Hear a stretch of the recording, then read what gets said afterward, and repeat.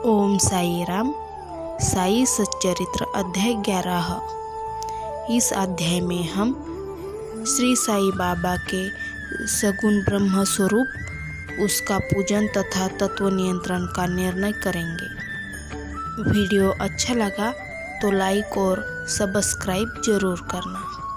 श्री गणेशाय नमः। श्री सद्गुरु साईनाथ महाराज की जय। सगुण ब्रह्म श्री साई बाबा। ब्रह्मा के दो स्वरूप है, निर्गुण और सगुण।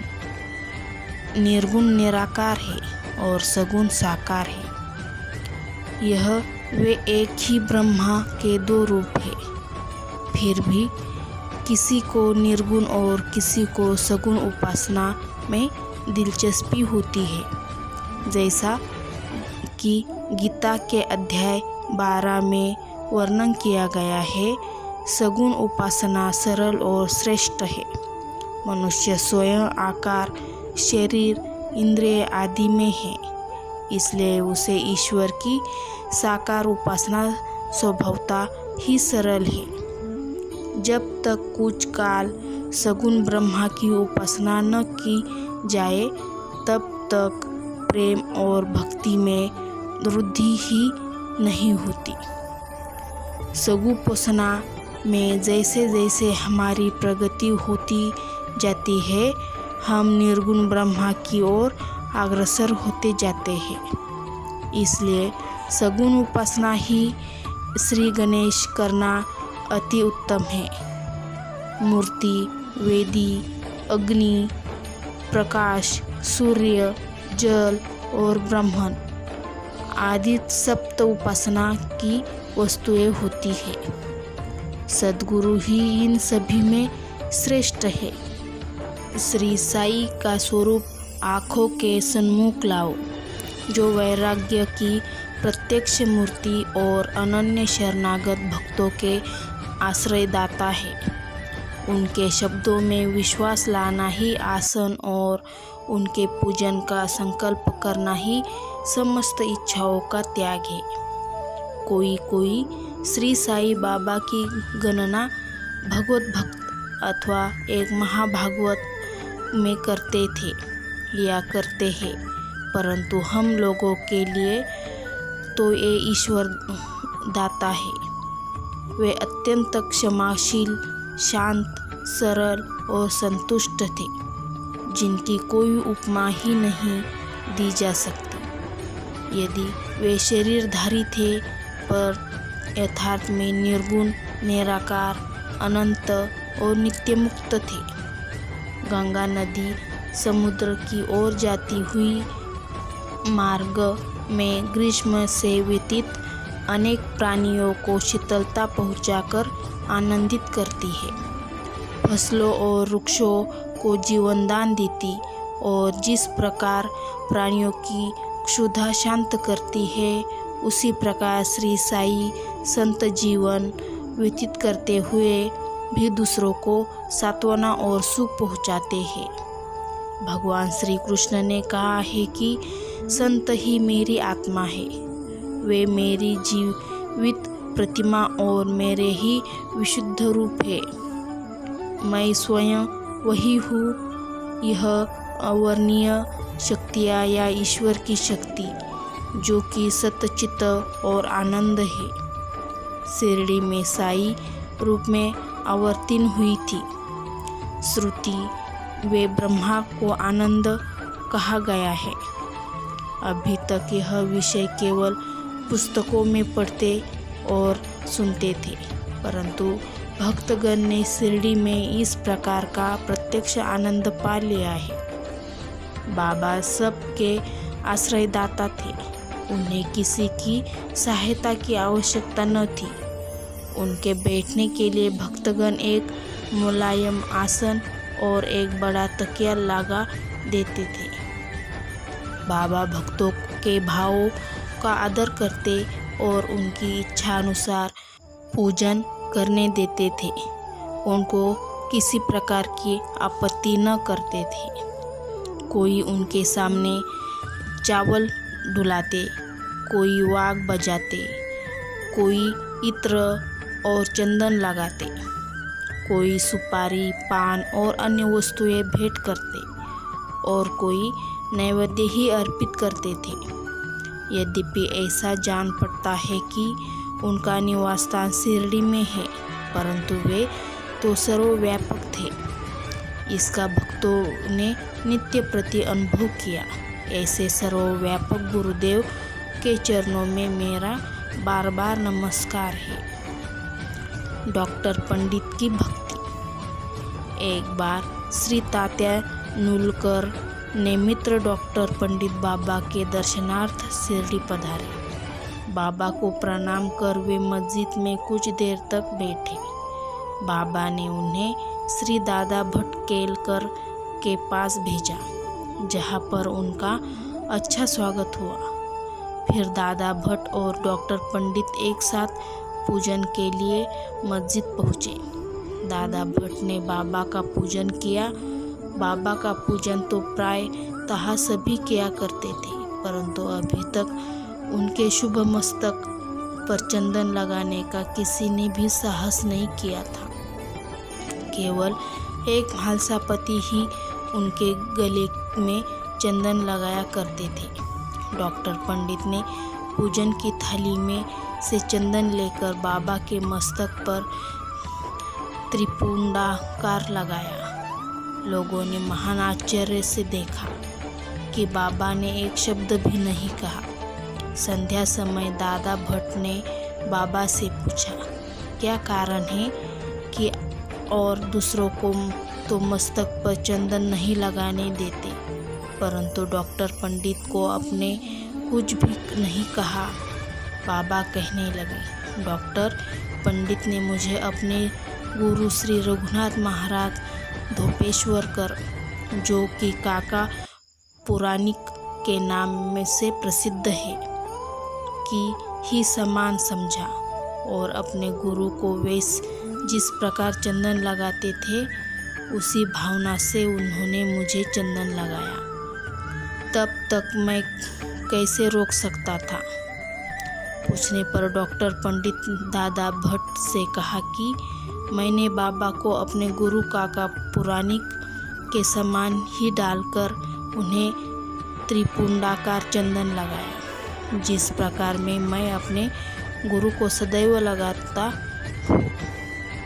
यद्यपि बाबा भक्तों को अब उनकी इच्छानुसार ही पूजन करने देते थे, परंतु कभी कभी तो उनका व्यवहार विचित्र ही हो जाया करता था। जब कभी वे पूजन की थाली फेंक कर रुद्रावतार धारण कर लेते, तब उनके समीप जाने का साहस ही किसी को न हो सकता था। कभी वे भक्तों को झिड़कते और कभी मोह से ही नरम होकर शांति तथा क्षमा की मूर्ति से प्रतीत होते थे।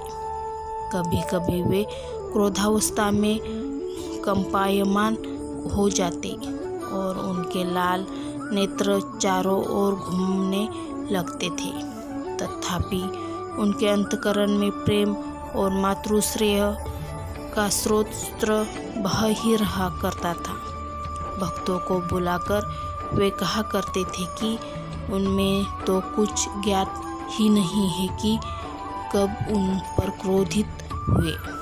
यदि यह संभव हो कि माताएं अपने बालकों को ठुकरा दे और समुद्र नदियों को लौटा दे, तो ही वे भक्तों के कल्याण ही भी उपेक्षा कर सकते हैं। वे तो भक्तों के समीप ही रहते हैं और जब भक्त उन्हें पुकारते हैं तो वे तुरंत ही उपस्थित हो जाते हैं। वे तो सदा भक्तों के प्रेम के भूखे हैं। हाजी सिद्दीक फलके। यह कोई नहीं कह सकता था कि कब श्री साईं बाबा अपने भक्तों को अपना कृपा पात्र बना लेंगे। यह उनकी सदिच्छा पर निर्भर था। हाजी सिद्दीक फलके की कथा इसी का उदाहरण है। कल्याण निवास एक यवन जिसका नाम सिद्दीक फलके था, मक्का शरीफ की हज करने के बाद शिरडी आए वे चावड़ी में उत्तर की ओर रहने लगे। वे मस्जिद के सामने खुले आंगन में बैठा करते थे। बाबा ने उन्हें 9 माह तक मस्जिद में प्रविष्ट होने की आज्ञा न दी और न ही मस्जिद की सीढ़ी चढ़ने दी। फाल्के बहुत निराश हुए और कुछ निर्णय न कर सके कि कौन सा उपाय काम में लाए। लोगों ने उन्हें सलाह दी कि आशा न त्यागो। श्यामा श्री साई बाबा के अंतरंग भक्त है। तुम उनके ही द्वारा बाबा के पास पहुंचने का प्रयत्न करो। जिस प्रकार भगवान शंकर के पास पहुंचने के लिए नंदी के पास जाना आवश्यक होता है, उसी प्रकार बाबा के पास भी श्यामा के द्वारा ही पहुंचना चाहिए। फाल्के को यह विचार उचित प्रतीत हुआ और उन्होंने श्यामा से सहायता की प्रार्थना की। श्यामा ने भी आश्वासन दे दिया और अवसर पाकर वे बाबा से इस प्रकार बोले कि बाबा, आप उस बूढ़े हाजी को मस्जिद में किस कारण नहीं आने देते?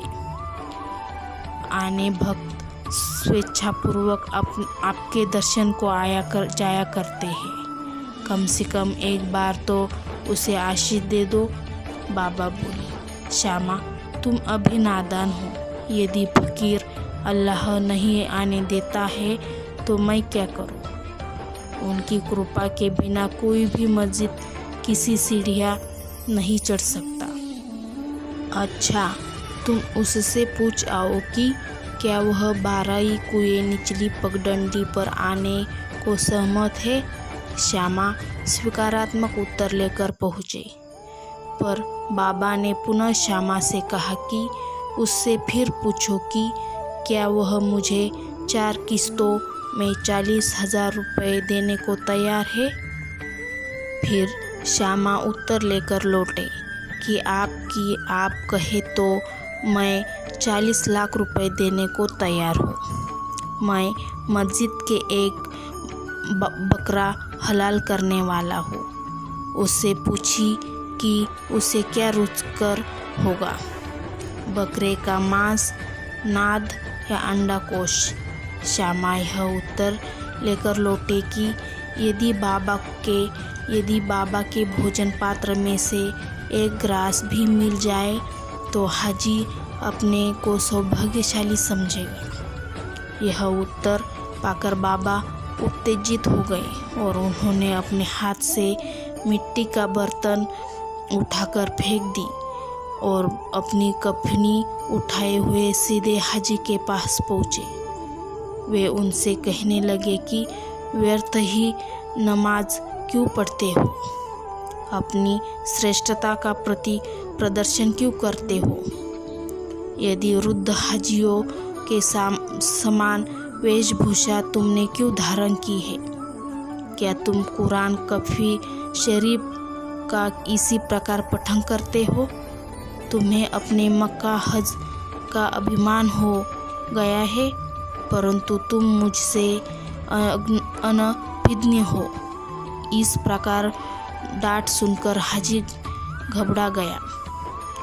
बाबा, मस्जिद को लौट आओ और कुछ आमों की टोकरियाँ खरीदकर हाजी के पास भेज दी।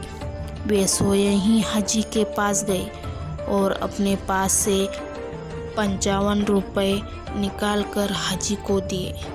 इसके बाद से ही बाबा हाजी से प्रेम करने लगे तथा अपने साथ भोजन करने को बुलाने लगे। अब हाजी भी उनकी अपनी इच्छानुसार मस्जिद में आने जाने लगे। कभी कभी बाबा उन्हें कुछ रुपए भी भेंट में दिया करते थे। इस प्रकार हाजी बाबा के दरबार में सम्मिलित हो गए। बाबा का तत्वों पर नियंत्रण। एक बार संध्या समय शिरडी में भयानक झंझावात आया। आकाश में घने और काले बादल छाए हुए थे।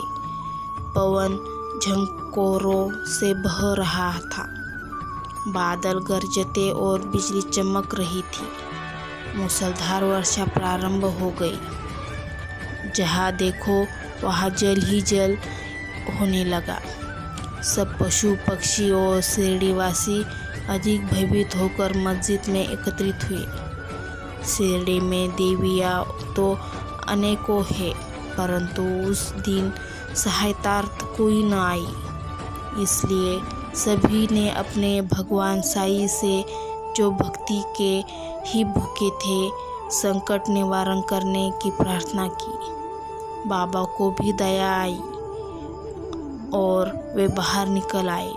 मस्जिद के समीप खड़े हो जाओ। कुछ समय के बाद ही वर्षा का जोर कम हो गया और पवन मंद पड़ गया तथा आंधी भी शांत हो गई। आकाश में चंद्रदेव उदित हो गए। तब सब लोग और अति प्रसन्न होकर अपने अपने घर लौट आए। एक अन्य अवसर पर मध्याह्न के समय धुनी की अग्नि इतनी प्रचंड होकर जलने लगी कि उसकी लपेटें ऊपर छत तक पहुंचने लगी। मस्जिद में बैठे हुए लोगों की समझ में न आता था कि जल डाल कर अग्नि शांत कर दे अथवा कोई अन्य उपाय काम में लाए। बाबा से पूछने का साहस भी कोई नहीं कर पा रहा था, परंतु बाबा शीघ्र परिस्थिति को जान गए। उन्होंने अपना सटका उठाकर सामने के थप्पे पर बलपूर्वक प्रहार किया और बोले, नीचो उतारो और शांत हो जाओ। सटके की प्रत्येक ठोकर ऊपर लपेट कम होने लगी और कुछ मिनटों में ही धुनी शांत और यथापूर्वक हो गई। श्री साई ईश्वर के अवतार है। जो उनके सामने नत हो, उनके शरणागत होगा, उस पर वे अवश्य कृपा करेंगे। जो भक्त इस अध्याय की कथाएं प्रतिदिन श्रद्धा और भक्तिपूर्वक पठन करेगा, उसका दुखों से शीघ्र ही छुटकारा हो जाएगा। केवल इतना ही नहीं, वरन उसे सदैव श्री साई चरणों का स्मरण बना रहेगा और उसे अल्पकाल में ही ईश्वर दर्शन की प्राप्ति होकर उसकी समस्त इच्छाएं पूर्ण हो जाएगी और इस प्रकार यह निष्काम बन जाएगा। श्री सद्गुरु साईनाथार्पणमस्तु। शुभम भवतु। ओम साई राम। वीडियो अच्छा लगा तो लाइक और सब्सक्राइब ज़रूर करना।